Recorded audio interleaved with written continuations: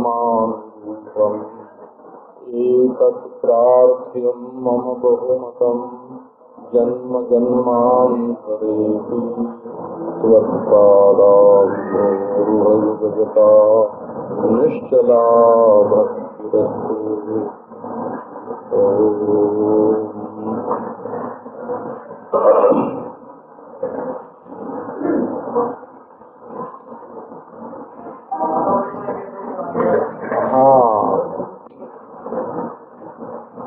जब तक निश्चय दृढ़ न हो जाए कि हम भगवान के और भगवान हमारे, मैं तेरा तू मेरा ठाकुर,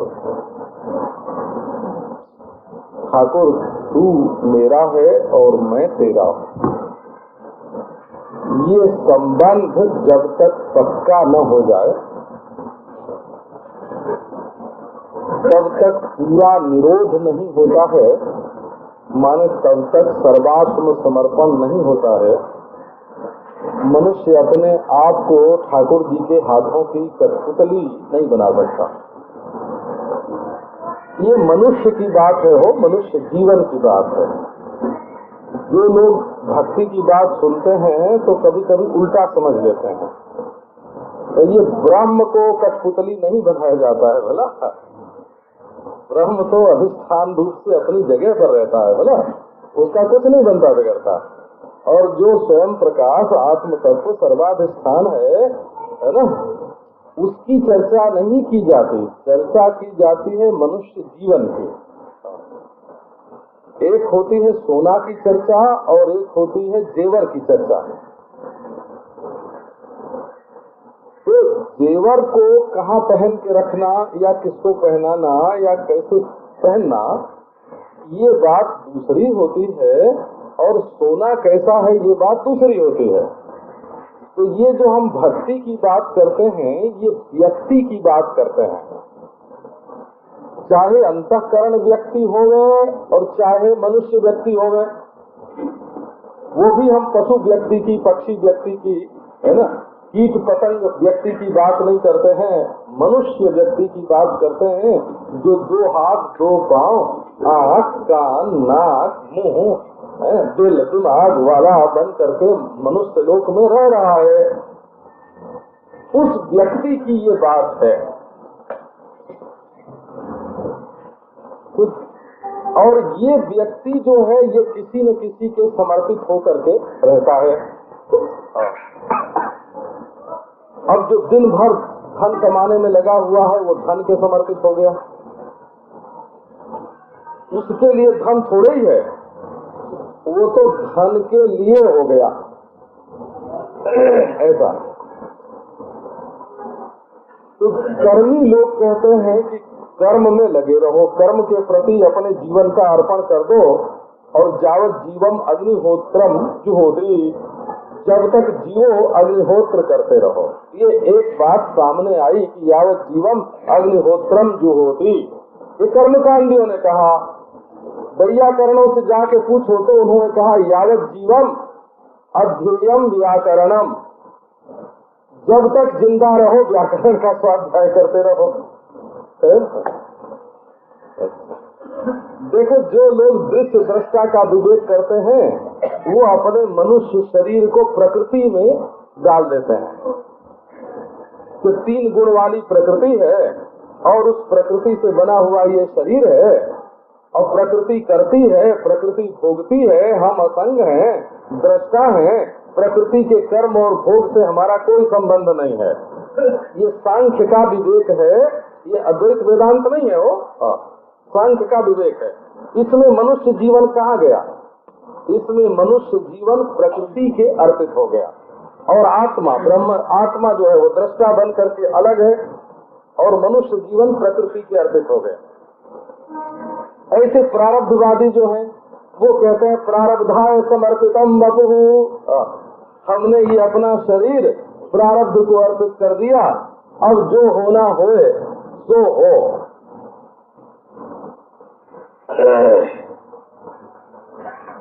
वेदांती लोग कहते हैं कि ये मनुष्य जीवन भी अध्यस्त है, और ये अधिष्ठान ब्रह्म में बिना हुए ही भास रहा है। तो अध्यस्त मनुष्य जीवन में चाहे कुछ भी होवे, कैसे भी होवे, उसके साथ हमारा कोई रिश्ता नाता नहीं है। यदि ब्रह्म का बोध हो गया तब तो ब्रह्म में अर्पित हो गया ये मनुष्य जीवन, और ब्रह्म का बोध नहीं हुआ तो भावना करते हैं कि ये मनुष्य जीवन ब्रह्मार्पित है, मैं तो ब्रह्म हूँ, और ये जो व्यक्तिगत जीवन है ये ब्रह्म में अध्यस्त है। अध्यस्त है माने बिना हुए भास रहा है। अब जरा भक्तों की बात आपको सुनाते हैं, क्योंकि प्रसंग जो है ना वो भक्ति का है।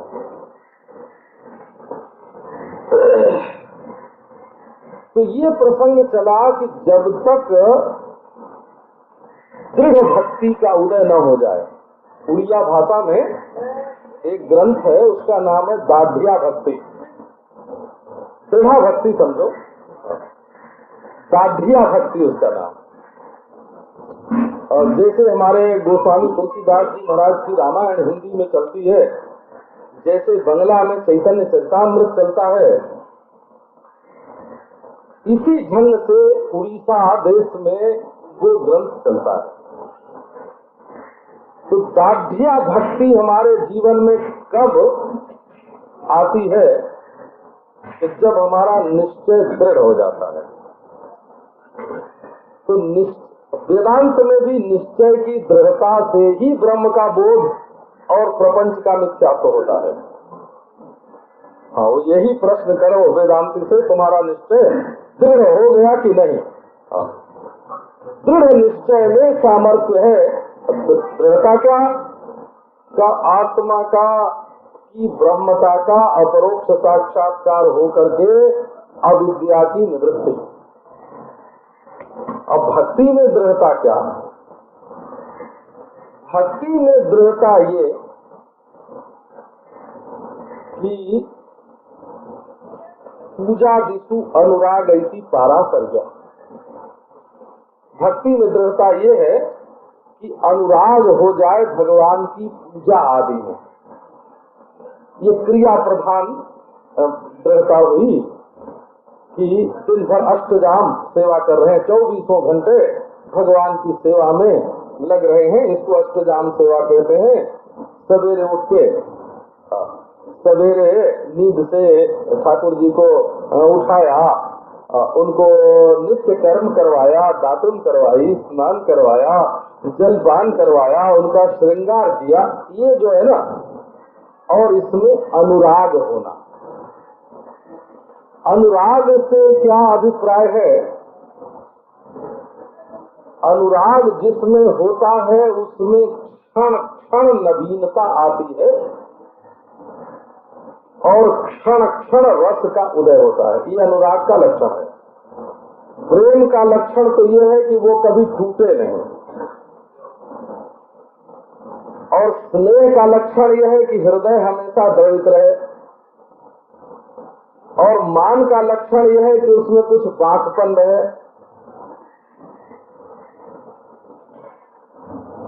और प्रणय का लक्षण यह है कि निर्भय बना दे। इनमें शब्दों के प्रयोग में अलग अलग किया हुआ है। हो प्रेम का लक्षण है अटूट होना, स्नेह का लक्षण है हृदय का द्रवित होना, मान का लक्षण है कुछ बोलचाल में छेड़छाड़, कुछ बांकपन बना रहना, और प्रणय का लक्षण है निर्भय होना और अनुराग का लक्षण है क्षण क्षण नवीन रस की उत्पत्ति होना। ये यद्यपि सब मिलते जुलते शब्द हैं और लोक में एक ही अर्थ में इनका प्रयोग भी होता है, लेकिन बड़ी सूक्ष्मता से जब इन शब्दों का अध्ययन करते हैं तो प्रेम, स्नेह, मान, प्रणय, अनुराग और महाभाव और दिव्योन्माद, ये 7 दशा जो इनकी होती है, इसको ऐसा मानते हैं कि जैसे शक्कर हो, शक्कर जो बिना साफ किया हुआ है, फिर गुड़, उसके बाद चीनी साफ की हुई शर्करा, ये उसको बनाते हैं शर्करा, फिर मिश्री, मिश्री के बाद ओला, ओला के बाद कंद जो खास तौर से उत्तर प्रदेश में बनता है बोला, रामघाट बहुत बड़ी मंडी है कंद की, कंद बनता है, उसको कंद बोलते हैं, वो ओला से भी ज्यादा स्वच्छ होता है। तो जैसे सब मीठा है, राब भी मीठी है, गुड़ की भेली भी मीठी है, और चीनी भी मीठी है, और मिश्री भी मीठी है, और ओला भी मीठा है, और कंद भी मीठा है, लेकिन एक चीज होने पर भी सब मधुर है, पर मधुरता होने पर भी स्वच्छता के न्यूनाधिक्य से, स्वच्छता के तारतम्य से कंद जो है वो सबसे उत्तम है। इसी प्रकार प्रेम, स्नेह बनता है, मान बनता है, प्रणय बनता है, ये इसकी बहुत सारी अवस्थाएं होती हैं। उनमें अनुराग नाम की जो अवस्था है वो नित्य नित्य रस उत्पत्ति की अवस्था है। पूजा में ये होना जरूरी है, पूजा में ये होना जरूरी है। कैसे? तो वही तो रोज गोल मटोल ठाकुर जी, लड्डू गोपाल है ना, या राधा कृष्ण है, या सालग्राम, या नर्मदा चक्र, या सीताराम, ठाकुर जी तो वही रहेंगे और तुम वही, और वही अर्घ पाद्य चंदन। तो यदि कभी ये मालूम पड़ा कि अरे भाई ये तो मशीनी सेवा हो गई, यंत्रवत है ना, रोज समय पर ऑटोमेटिक मशीन में से कोई चीज निकल जाती है, तो वैसे रोज जा करके ठाकुर जी को उठा लिया और मन कहीं है तो आदत पड़ गई, कपड़े से पोंछ देखते भी नहीं है ना, आँख कहीं दूसरी जगह है, कपड़े से ठाकुर जी को पोंछ दिया, दूसरी ओर देखते हैं, चंदन लगा दिया, तीसरे से बात कर रहे हैं, माला पहना दी। हमने एक देखा सज्जन को हो, वो जब पूजा करने बैठते हैं तभी लोगों से बात करते हैं, बाकी समय में लोगों से बात नहीं करते हैं। अब रोज रोज की पूजा वो तो बिल्कुल कायदे से होती जाती है, क्योंकि आदत पड़ गई है ना। तो ये आदतन जो पूजा होती है उसमें अनुराग नहीं रहता है। अनुराग तब है जब रोज रोज चंदन लगाने में बारीकी आवे, रोज रोज कपड़ा पहनाने में नवीनता निकले, रोज रोज भोग लगाने में नया रस आवे। बिना नवीन रस की उत्पत्ति के अनुराग नहीं होता है। अनुराग का अनुरंजना होना, अनुराग में अनुरंजन होना आवश्यक है।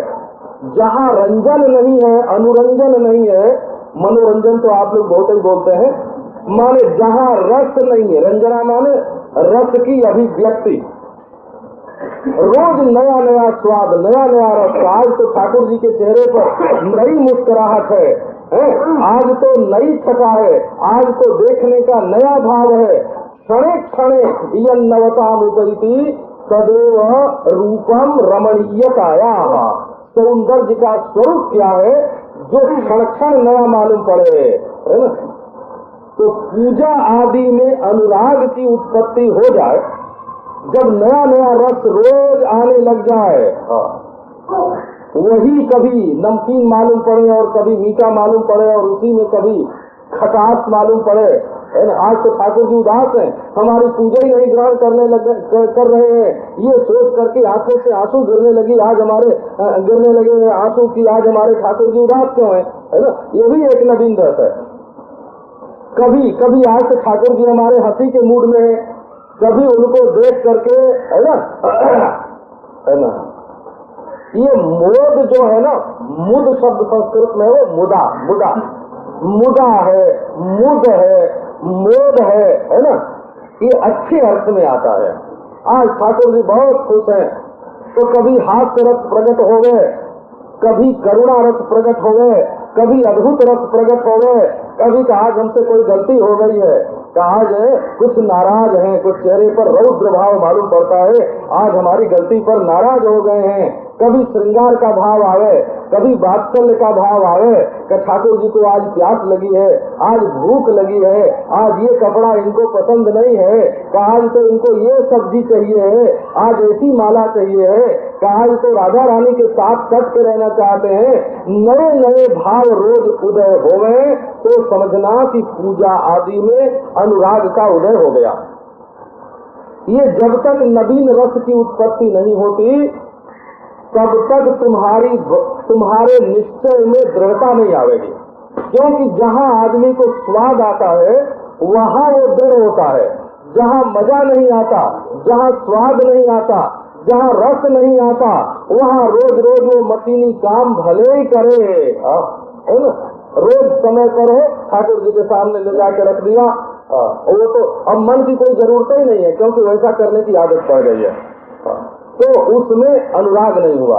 अनुराग जब होता है तब निश्चय दृढ़ हो जाता है। इसलिए व्यास का ये मत है कि पूजा आदि क्रिया योग में जब रस की उत्पत्ति हो जाए तब समझना कि निश्चय में दृढ़ता आई। ये क्रिया की प्रधानता से है। और गर्गाचार्य का जो मत है वो ज्ञानेन्द्रिय की प्रधानता से है। जब देखो, जप करने में और कथा श्रवण में फर्क है। क्या फर्क है? एक 6 अक्षर का, 8 अक्षर का, 12 अक्षर का, 20 अक्षर का मंत्र है, और उस एक ही मंत्र को आप बारंबार दोहराते हैं।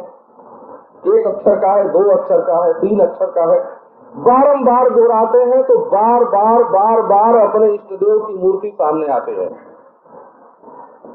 और जब हम पाठ करते हैं तो पाठ में तरह तरह की कथा, तरह तरह की लीला आती है। तो कथा श्रवण ज्ञान वृद्धि करता है, जानकारी बढ़ाता है। तो एक तो होता है व्याख्यान। व्याख्यान होता है अपनी पार्टी बढ़ाने के लिए कि लोग हमारे पक्ष में, है ना, वोट ज्यादा मिले हमको। व्याख्यान होता है, उसको हमारी दादी है ना, वो है ना, वो लीचर बोलते हैं कि वो लीचर है ना। लेक्चर तो लीचर बोलते हैं वो। हाँ, तो वो अपना पक्ष बढ़ाने के लिए कि हमारी पार्टी ज्यादा बढ़े, संप्रदाय ज्यादा बढ़े, हमको वोट लोग ज्यादा दें, हमारे पक्ष के हो जाए, इसके लिए व्याख्यान होता है, लोगों को अपने पक्ष में करने के लिए। और एक सत्संग होता है, वो काहे के लिए होता है कि साधक के मन में, जिज्ञासु के मन में जो संशय है, शंकाएं हैं, उनका निवारण करने के लिए होता है, उसको सत्संग बोलते हैं। और भगवान की चर्चा करके श्रोता के हृदय में भगवान का आधान करने के लिए, श्रोता के हृदय में भगवान को बैठाने के लिए, भगवत रस की उत्पत्ति करने के लिए जो चर्चा होती है ना, उसको कथा बोलते हैं। तो भक्त की जो रुचि है वो कथा श्रवण में होनी चाहिए। जितना जितना भजन करोगे, भजन करना माने गीत गाना नहीं बना। हमारा ये मत, हम एक के घर गए थे कहीं बंबई में ही, तो मैंने पूछा कि तुम भजन तो करते हो ना? तो उसने कहा कि हाँ मैं भजन करता हूँ। कैसे भजन करते हो? तो वो बताया कि वो कितने पद हैं, उनको रोज वो, हाँ, उनको गाते हैं। तो गाने का नाम भजन करना। भजन करना माने भगवान का बार बार स्मरण करके उसका स्वाद लेना। तो वो स्मरण करके स्वाद लेना, चाहे जप से हो गए, चाहे ध्यान से हो गए, चाहे पाठ से हो गए, माला के सहित हो गए, बिना माला के हो गए, खुली आंख से हो गए, बंद आंख से हो गए, भगवान का स्मरण करके जब आनंद आता है ना, तब उसका नाम भजन होता है। नाम लो चाहे मत लो, लेकिन भगवान का स्मरण करके आनंद आना जरूरी है। आनंद आना ये भजन का लक्षण है। तो जितना जितना भजन करोगे उतना ही तो कथा का अर्थ समझ में आएगा और भगवान के बारे में जानकारी बढ़ेगी। और जितना जितना कथा श्रवण करोगे उतना उतना भगवान के बारे में जानकारी बढ़ेगी और भगवान से प्रेम बढ़ेगा, भगवान का भजन, भगवान की सेवा बढ़ेगी। कथा श्रवण से भगवान की सेवा बढ़ती है और भगवान की सेवा से कथा समझ में आती है। भजन का मजा तब आता है जब हम श्रवण करते हैं, और श्रवण का मजा तब आता है जब हम भगवान का ध्यान करते हैं। तो भजन के समय सुनी हुई बातें अपने हृदय में उदय होती हैं, इससे मजा आता है। और श्रवण के समय, भजन के समय के जो बढ़िया बढ़िया भाव हैं, वो समझ में आते हैं कि वो भाव क्या होते हैं और कैसे आते हैं। इसलिए कथा श्रवण में बहुवरीय विहंगा भिक्षुचर्याम चरन्ते, ये पक्षी की तरह हंस बन करके कोई परमहंस बन करके ये जो संसार में विचरण करते हैं, पक्षी बन गए, पेड़ पर रहते हैं, पेड़ के नीचे रहते हैं, नंगे रहते हैं, इधर उधर चारा चुप खा लेते हैं। कैसा क्यों करते हैं भाई? तो भगवान की कथा ने इनको पागल बना दिया। घर गृहस्थी में बहुत मोह होए और भगवान की ओर जाने से डर लगता हो तो कथा वार्ता में भी नहीं जाना चाहिए बोला। क्योंकि ये कथा वार्ता तो ऐसी है जो जबरदस्ती दिल को पकड़ करके भगवान में लगा देती है? अगर तुम्हारा मन संसार की मजा मौज में ही लगता हो, खाने पीने में ही लगता हो, बाहरी दुनिया में ही सैर करने का मन हो, तो कथा वार्ता से परहेज करना हो। और अगर भगवान की ओर चलने का ख्याल हो और अलौकिक आनंद अपने हृदय में जगाना हो, जीते जी मुक्ति का आनंद लेना हो, इन्हीं आंखों से भगवान का दर्शन करना हो, तो भगवान की कथा वार्ता का आनंद लेना चाहिए। तो कथा श्रवण आदि में जो अनुराग है, अनुराग क्या है? तो बोले कथा शुरू हुई तो बोले अरे ये तो वही है, मैं कई बार सुन चुका हूँ, है ना?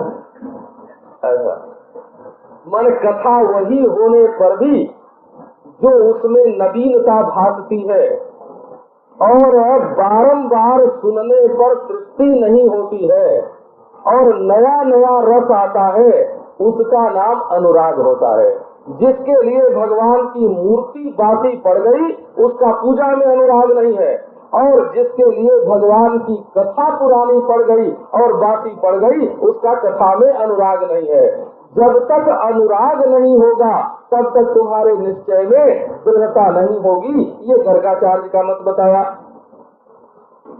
तो क्योंकि रामचरित जो सुनत अघाही, रस विशेष जाना तिन नाही। भगवान की कथा सुनते सुनते जिनकी तृप्ति हो जाती है कि बस अब सुनने की जरूरत नहीं है, बहुत सुन लिया, बरसों सुन लिया, अरे बाबा ये तो इन लोगों का रोजगार है, बोलते ही रहते हैं, है ना? कहता भाई अब तुम दूसरा रोजगार करो, अब भगवान की कथा मत सुनो, अब अपने दुश्मन की कथा सुनो, है ना? अरे जलन भर जाएगी भाई दिल में, तुम्हारा ही कलेजा जलेगा। प्रिया बिटाना में साधु वार्ता, लंपट लोग इकट्ठे होकर औरतों की बात करते हैं, तो अब उनके हृदय में काम भर जाएगा। कथा नहीं सुनोगे तो दुश्मन का चरित्र सुनने को मिलेगा, धन का चरित्र सुनने को मिलेगा, औरत का चरित्र सुनने को मिलेगा, लंपटों का चरित्र सुनने को मिलेगा, राजा की कथा सुनने को मिलेगी, भोग की कथा सुनने को मिलेगी। वो तुम्हारे हृदय को कहीं भी जमने नहीं देंगे। इसलिए अपने दिल को अगर साफ करना हो और उसमें भरे हुए रस को जाहिर करना हो तो कथा श्रवण में अनुराग करना जरूरी है। और कथा श्रवण जो है ये हृदय को क्षालित भी करता है। हमको एक ने बताया एक ऐसा साबुन बना है, हमने देखा तो नहीं है, कि उससे कपड़ा साफ भी हो जाता है और रंग भी चढ़ जाता है। ये भगवान की कथा सुनो तो तुम्हारे दिल की गंदगी निकल भी जाएगी और भगवान का रंग भी चढ़ जाएगा। बोला दिल की गंदगी धोने के लिए और दिल में भगवान का रंग भरने के लिए, और भरोगे रंग सांवरा और होगा उज्ज्वल। ज्यों ज्यों भीजे श्याम रंग त्यों त्यों उज्ज्वल होय, या अनुरागी चित्त की गति समुझे नहीं कोय। ज्यों ज्यों भीजे श्याम रंग त्यों त्यों उज्ज्वल होय। अपने हृदय को निर्मल बना करके श्याम रंग में रंगना हो।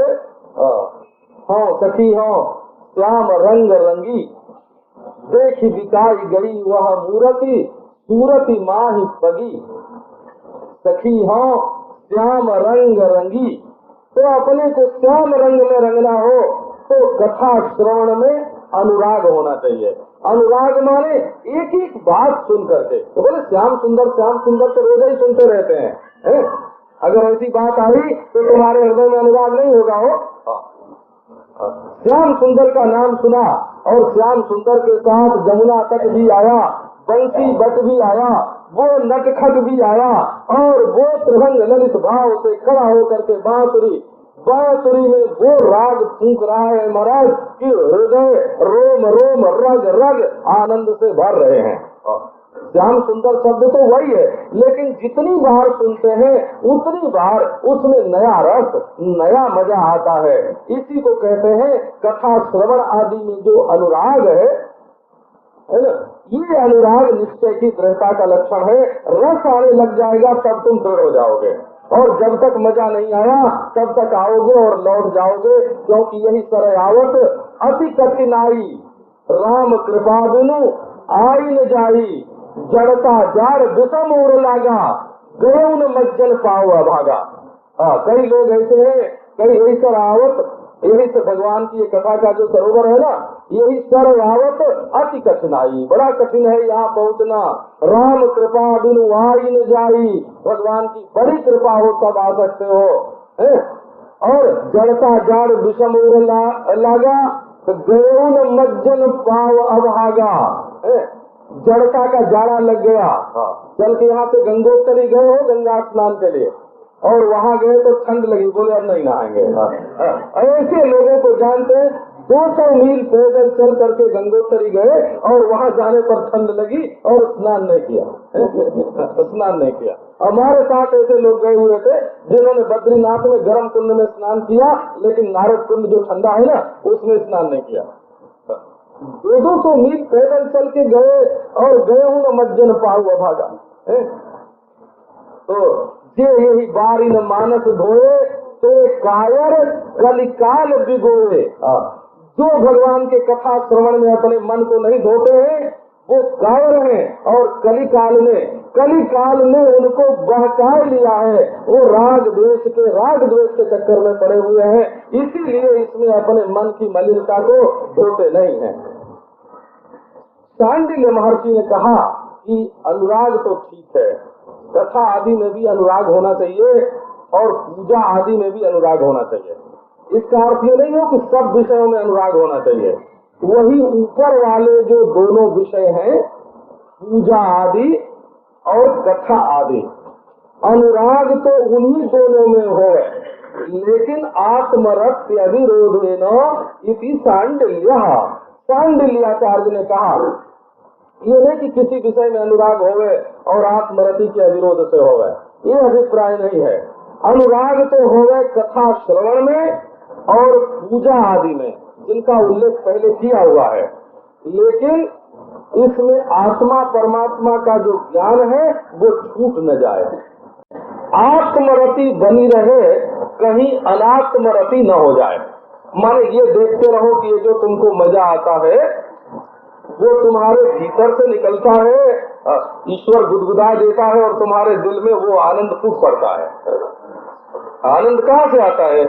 अरे आनंद तो अपने दिल में ही आता है। तुम जब कभी मिठाई खाते हो तो मिठाई को आनंद आता है कि तुमको आनंद आता है? तो आनंद तो तुमको आता है, वो कहाँ से आता है? तो भीतर से निकलता है। तो जब भगवान भीतर बैठ करके कभी अपने पांव के अंगूठे से तुम्हारे दिल को दबा देते हैं तब थोड़ा मजा आ जाता है, कभी अपनी तर्जनी से थोड़ा छेड़छाड़ कर देते हैं तब मजा आ जाता है? और कभी अपनी आंख नचा देते हैं तुम्हारे दिल में तब मजा आ जाता है, कभी मुस्कुरा देते हैं तब मजा आ जाता है, लेकिन मजा आता है भीतर से ही हो। तो भगवान की भक्ति करते समय भी कहीं ऐसा नहीं समझना कि नाचने में से मजा आता है। नाचने में से मजा नहीं आता, भीतर से भगवान मजा देता है। गाने में से मजा नहीं आता, वो प्रसाद की जो वस्तुएं हैं उनमें से मजा नहीं आता, भीतर से ही मजा आता है। तो आत्मरत्यधिरोधेन पूजा दिशु अनुरागैति, आत्मरत्यनुरोधेन कथा दिशु अनुरागैति सांडिल्यः। आत्मरति का विरोध नहीं होवे, ये समझते रहना कि ये हमारे दिल को गुदगुदा करके जैसे बाहर ठंडी हवा आके शरीर में लगती है और रोए खड़े हो जाते हैं, वैसे हमारे भीतर के दिल में आकर के हमारा प्यारा ऐसी छेड़छाड़ करता है कि भीतर आनंद के फव्वारे छूटने लगते हैं, आनंद के बादल उमड़ते हैं और आनंद की बूंदें बरसने लगती हैं। इस बात को ध्यान में रखो। और इस तरह से जो अनुराग है वो अनुराग निश्चय की दृढ़ता का लक्षण है। और कहीं बाहरी चीजों में अनुराग हो गया, बोले भाई आज तो हमारी भक्ति नहीं हुई, तो क्यों नहीं हुई? आज हमारा घंटे ही उठा के कोई ले गया। हमने ऐसा देखा हो, ऐसे संकीर्तन के प्रेमी देखे हैं, है ना, कीर्तन ही बंद, तो क्यों? आज हमारा वाला घंटा ही नहीं है ना।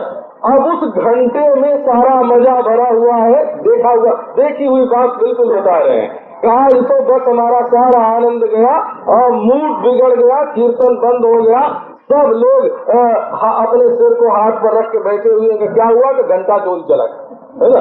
अब सारा ये आत्मरति विरोध हुआ।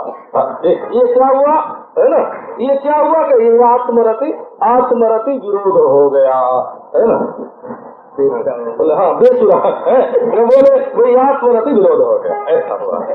तो बोले भाई ऐसे कहा तो जप ही नहीं हुआ, तो क्यों नहीं हुआ? तो माला ही नहीं थी। कहे भगवान माला जप करती है कि तुम करते हो? बोले करते तो हम ही है, लेकिन माला नहीं थी तो जप कैसे करें? करे हाथ से कर लेते, घड़ी रख लेते और घंटे 2 घंटे बैठ करके कर लेते। माला गई तो जप भी गया। जब जीव कट जाए तब बोल के जप मत करना, है ना। जब बेहोश हो जाना तब भगवान का नाम मत लेना। माला में ऐसा क्या पड़ा है कि उसके बिना तुम्हारा जप छूट जाता है? तो यही हुआ, आत्मरति का विरोध हुआ। माने भक्ति को अपने जेब में रखना, भक्ति को दूसरे के जेब में नहीं डाल देना, है ना। भक्ति को अपने हृदय में रखना, है ना। आज तो भाई हमारा मन भगवान में बिल्कुल नहीं लगता है। क्यों? एक हमारे साथी थे तो उनके साथ बैठ करके भजन करते थे, तब तो खूब मन लगता था। और वो आज तो जरा दूसरी जगह चले गए हैं तो आज हमारा भजन में मन ही नहीं लग रहा है। आप देखो ना, भजन उनका सैर करने चला गया है। अगर अपने दिल में भजन होता, हृदय में भजन होता तो सैर करने के लिए क्यों जाता?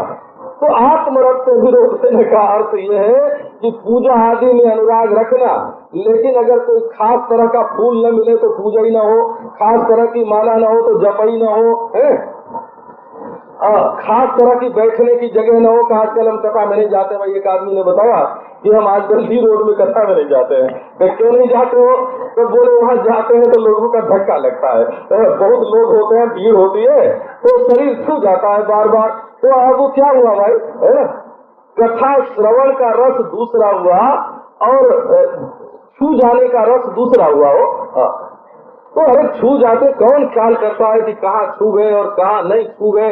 तुम्हारा मन का हर समय चामे में डोलता है ना। तो बोले भाई वहाँ तो जो दरी बिछी हुई है ना, हम नहीं जाते। क्यों नहीं जाते? अरे वहाँ तो जो दरी बिछी हुई है ना, कहीं गए थे सुनने को, दूसरी जगह हो, तो वो जो दरी बिछी हुई है बहुत मैली है, इसलिए नहीं जाते हैं। तो अब कथा श्रवण में अनुराग नहीं है। कथा श्रवण में अनुराग न होने के कारण इन छोटी मोटी बातों पर नजर जाती है। नहीं तो महाराज अनुराग हो तो आधी रात को उठ करके और सांप और बिच्छू से भरे हुए रास्ते में और घोर जंगल में अंधेरी रात में लोग अपने प्यारे से मिलने के लिए जाते हैं, है ना? अपने प्यारे से मिलने के लिए घोर जंगल में अंधेरी रात में सांप बिच्छू से भरे हुए रास्ते में बाढ़ आई हुई नदियों को पार करके और अपने प्यारे के साथ मिलने के लिए जाते हैं। अगर अनुराग होवे तो तुम्हारे रास्ते में विघ्न डालने वाला कौन है? अब वर्णन करते हैं नारद जी कि भाई केवल एक काम में अनुराग होना, इतने से ही भक्ति का निश्चय दृढ़ हो गया, ये बात नहीं। हमारे मत में निश्चय की दृढ़ता का लक्षण ये है। क्या है? अपना नाम लेकर के बोलते हैं, नारदस्तु तदर्पिताखिलाचारता तद विस्मरणे परम व्याकुलता। तदर्पिताखिलाचारता, तो पहले मैंने बताया कि कर्म का कांडी है, तो कहता है प्रारब्ध की अर्पित है अपना ये शरीर, और दृष्टा दृश्य का विवेक करने वाला योगी है अथवा सांख्यवादी है तो कहता है प्रकृति के अर्पित है ये शरीर, अब प्रकृति जैसे चलावे वैसे चले। कोई लोग अपने पति को अपना शरीर अर्पण करते हैं, कई लोग पत्नी को अपना शरीर अर्पण करते हैं, कई लोग देश को अपना शरीर अर्पण करते हैं, है ना? अब इस शरीर से जितना काम होगा सब देश के लिए ही होगा। कोई मानवता के लिए करते हैं, कोई गो सेवा के लिए करते हैं कि अब हम अपने शरीर से सारा काम गो सेवा के लिए करेंगे, कोई राष्ट्र सेवा के लिए करेंगे, ऐसा होता है ना, बिना अर्पण किए। और वेदांती लोग जो हैं वो ब्रह्मार्पण कर देते हैं महाराज, कि अध्यक्ष जो देह है वो अपने अधिष्ठान ब्रह्म से जुदा नहीं है। भक्त लोगों की जो मिठास है ना, मीठी चीज, वो मीठी चीज क्या है? बोले अर्पण ही करना तो जरा मीठे मीठे ढंग से करना। तो वो मनुष्य शरीर की बात है, वो आत्मा तो ब्रह्म ही है। ये बात बिल्कुल तत्व की दृष्टि से जुदा रख करके उसको जान करके उसको मान करके भला उसके सत्य होते हुए जो मनुष्य का शरीर है, ये मनुष्य के शरीर से जो आचरण होते हैं वो किसके लिए? ये प्रश्न हुआ। वो किसके लिए? बोले मैं के लिए। तो ब्रह्म के लिए हुआ मैं का अर्थ देख लो। ब्रह्म के लिए तुम सब आचरण कर रहे तो वो तो तुम खुद ही हो, ये तो जान ही चुके है ना? नहीं जान चुके समझ लो मान चुके। जानकारी हो चाहे मानकारी हो, कुछ तो हो। अच्छा, बोले जानकारी मानकारी कुछ नहीं है, हम इस बात को जानते ही नहीं। नहीं जानते हो तो सवाल यह है कि जो काम करते हो किसके लिए? तो तदर्पिता खिलाचारता, अपने संपूर्ण आचार को भगवान के प्रति अर्पित करो। ये नारद जी ने इसका दृष्टांत देकर आगे बताया है बोला, तदर्पिता खिलाचारता तद विस्मरणे परम व्याकुलता अस्तेवमेवं यथा ब्रज गोपिका नाम। अब ब्रज गोपियों का दृष्टांत है, तो ब्रज गोपियों के जीवन में देखो, अब गोपियों की चर्चा करनी पड़ेगी नहीं इस प्रसंग में। तदर्पिता खिलाचारता, गोपियों का संपूर्ण आचरण श्री कृष्ण के लिए अर्पित है। प्रातः काल गोपी उठी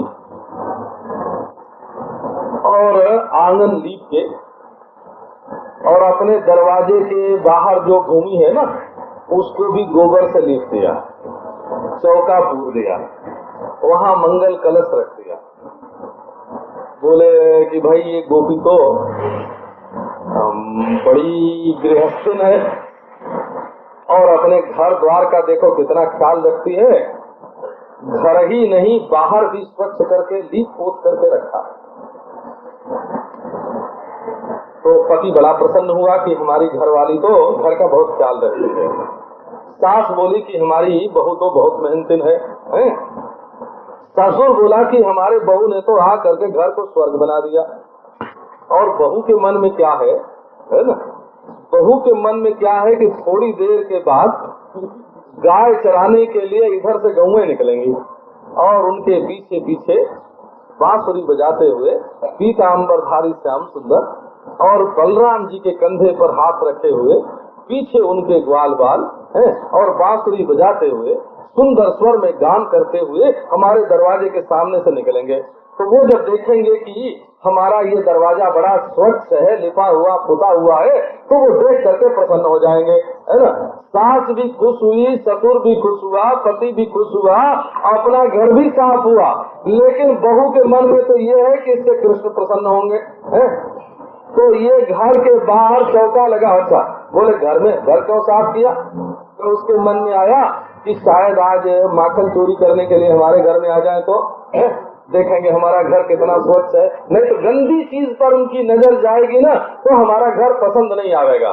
तो काम करती है घर का, लेकिन घर का काम भी श्री कृष्ण की प्रसन्नता के लिए है।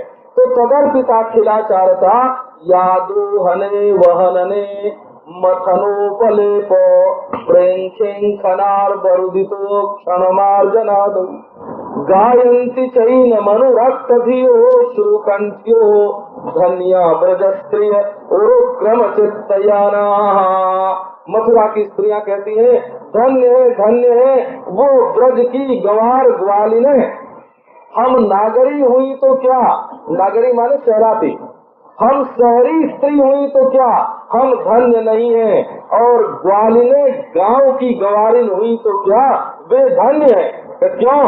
यादो हने वहनने मथनोपलेप प्रेंखेंखनार बरुदितो क्षणमार्जनादौ गायन्ति चैन मनुरक्तधियोऽश्रु कंठ्यो धन्या ब्रजस्त्रिय उरुक्रम चित्तयाना। करो न एक गोपी का दर्शन। गायन्ति चैनम अनुरक्तधिया अश्रु कंठ्या, ये गोपी का दर्शन है। गोपी धीरे धीरे कुछ गाय रही है, कंठ में अनुराग भरा है और आंखों से आंसू की बूंदें टपक रही हैं और घर में धान कूट रही है। गाय के लिए धान कूट रही है। तो आज खीर बना के खिलावेंगे ठाकुर को, खीर खिलावेंगे ठाकुर को। तो आज जल्दी से चावल कूट लें, तो अभी श्याम सुंदर इधर से निकलने वाले हैं, चल के उनका दर्शन करेंगे। गाय धो रही है और श्याम सुंदर अभी हम गाय धोने बैठेंगे तो धीरे से आ जाएंगे, तो उनके मुंह में ही धार डालेंगे। तो हने वहनने दही मत रही है, आज का मक्खन रोज से अच्छा होना चाहिए। क्यों? आज श्याम सुंदर को खिलाना है।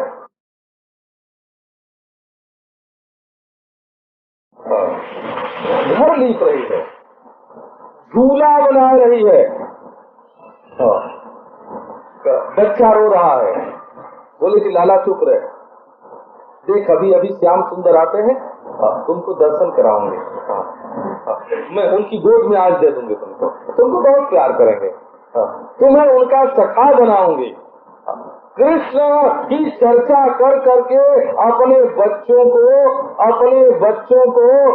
वो फुसलाती हैं, कृष्ण की लोरी गाती हैं। अपने बच्चे को सुनाने के लिए कृष्ण की लोरी गाते हैं।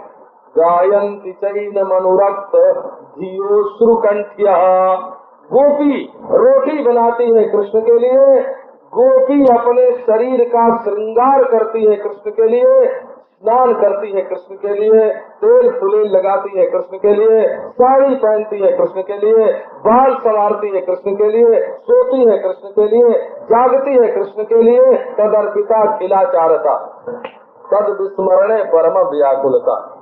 अगर कहीं भूल गए तो ये देखो ना, ये क्या है?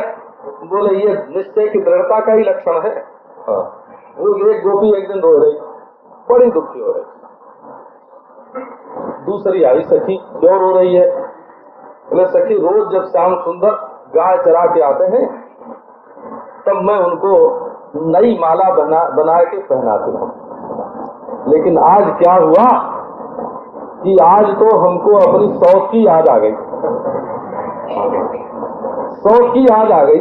तो उससे थोड़ी चित्त में जलन हुई, उसके बारे में मनोराज्य हुआ और कृष्ण के लिए माला बनाना भूल गया। अरे वो शौक भी कृष्ण के ही संबंध से है ना? सौत भी अपने संबंध से नहीं, पति के संबंध से सौत नहीं कहती है वो। पति के संबंध से सौत नहीं कहती है, कृष्ण के संबंध से सौत कहती है। लेकिन उसकी याद आ गई उसकी, और उसकी ओर हमारा मन चला गया, दिल में थोड़ी जलन हुई, फूल लाने में देर हो गई, माला गूंथने में देर हो गई। हाँ हाँ, ये हमारा मन कितना बुरा है जो श्याम सुंदर को छोड़ करके दूसरे की याद करता है। अब गोपी अत्यंत व्याकुल हो रही है कि हमसे तो आज बड़ा भारी दुख, बड़ा भारी अपराध हुआ, का हमारी भूल हुई, कष्ट हुआ, हमने कृष्ण के स्थान पर उसकी याद क्यों की। तद विस्मरणे परम व्याकुलता। यदि एक क्षण के लिए भी भगवान का विस्मरण हो जाए, विस्मरण ही मरण है वो, विस्मरण ही, विस्मरण क्या है का संसार का विष खाए के, ये विस्मरण नहीं है, विस्मरण है। क्योंकि भगवान छूट जाएंगे, भगवान छूट जाएंगे तो संसार का विष, संसार का विष चढ़ेगा। शरीर छूटने का नाम मरना नहीं है, भगवान के विस्मरण का नाम मरना है। ये आया है शास्त्र में, स्मरणम विष्णु संपन्न नारायण स्मृति। ये भगवान का जो विस्मरण है, यही सबसे बड़ा पाप है, भगवान को भूलना और भगवान का स्मरण होना, यही बात जो है ये सबसे बड़ी संपत्ति है।